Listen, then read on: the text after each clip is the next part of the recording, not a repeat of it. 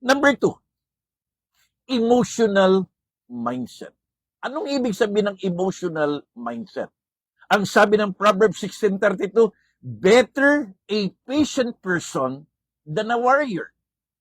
One with self-control than one who take a city. Mas mabutit, mas mainam ang pasensyosong tao kaysa sa isang mandirigma. At mas mainam ang taong may control sa sarili kaysa sa isang mananakop. Emotional management, it means governing our emotion. Anong ibig sabihin ng governing our emotion? Emotional control preserves professional conduct. Alam niyo, totoo, marami sa atin ang bumabagsak. Hindi dahil matitindi ang problema, kundi problema natin, mahina tayo sa ating emosyon. Many, lalo na sa PNP, many police problems today are not because, it is not because of lack of training. Ang dami pong training ng police. Halos araw-araw ata hindi naubusan ng training yan.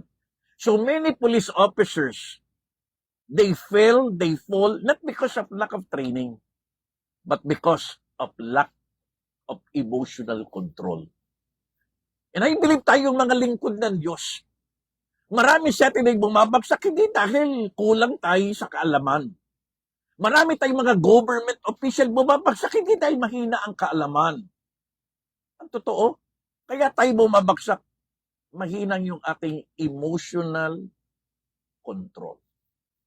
Lack of emotional control. Take note, let us control our temper. Authority must never be controlled by anger. Ang una natin kukontrol sa ating emotion, yung galit. Dahil kapag tayo pa'y pinangunahan ng galit, lakat ng ating paglilingkod apektado. At ang posisyon, ang kapangyarihan, ang title, ang opisina na binibigay sa atin ng Diyos, bilang mga lingkod ng Diyos, bilang mga lingkod ng bayan, bilang nasa opisina, it is not for control. It is not for power. It is always for service. Ano mangyayari sa isang samahan nang namumuno laging galit? Hindi niya ma-manage yung kanyang emotion. Tataas po ang problema, tataas ang reklamo, tataas po ang hidwaan at alitan. Bakit laging may galit? So emotional management means control our temper. Pangalawa, emotional management control our ego. Sometimes we fall not because of our crime, not because of our sin. We fall because of our ego. Maraming bumabagsak, hindi dahil napakasama ng kanyang ginagawa. Maraming bumabagsak, hindi dahil napakamali ng kanyang ginagawa. Kaya tayo bumabagsak kasi sobrang taas ng ego natin at sobrang taas ng yabang natin. Kaya minsan kapag tayo po ay nagkakaroon ng encounter, anong sasabihin natin? Kilala mo ba ako? Alam mo ba kung sino ako? Yun yung ego. Yun yung yabang. At yun ang kailangan natin i-manage at i-control. Mental fitness, number 2 principle, emotional management. Let us control our temper. Hindi pwedeng laging galit.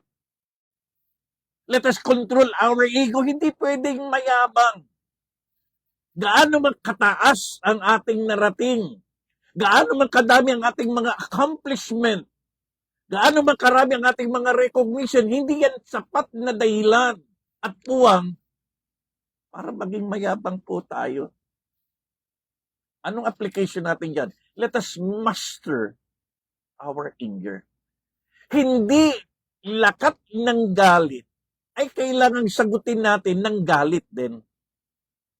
Pangalawa, manage our ego and our stress. Kung ikaw ay pinagpapala ng Diyos, purihin ang Panginoon. Pero hindi dahilan para tayo maging mayabang. Tandaan niyo po sinabi ni Job, the Lord giveth, the Lord takes it away. Blessed be the name of the Lord thy God. Ang lakat ng meron tayo ay bigay lamang ng Diyos. Hindi tayo nagmamay-ari, steward lang tayo, manager lang tayo at anytime, any moment, pwedeng kunin ng Diyos yan. So magkaroon tayo ng emotional management. Master our anger, huwag tayong basta-basta magagalit. And master our stress and ego, huwag tayong maging mayabang. Emotional mindset destroys our credibility. Kapag hindi natin kayang kontrolin yung galit at hindi natin kayang kontrolin yung yabag, yan ang sisira at magpapabagsak ng ating kredibilidad o tiwala ng tao. Kahit anong dami nating alam sa salita ng Diyos, kahit napaka-anointed, napaka-gifted, napaka-talented, talagang all around ka na lahat, alam mo na yan. Hindi yan sapat na dahilan para tayo magyabang. Diyan lang mayayabang, binabagsak ng Diyos. Real, genuine leadership are not defined by power. They are defined by humility. Ang tunay na lingkod ng Diyos ay sinusukat. Hindi sa kanyang title, hindi sa kanyang posisyon, hindi sa kanyang ranggo, hindi sa kanyang opisina, hindi sa kapangyarihang dinadala niya. Ang sukatan ng tunay na lingkod ng Diyos ay ang kanyang paglakad ng may pagpapakumbaba. Tama o may tama. So second principle, mental fitness, emotional management. Control your anger, control your ego.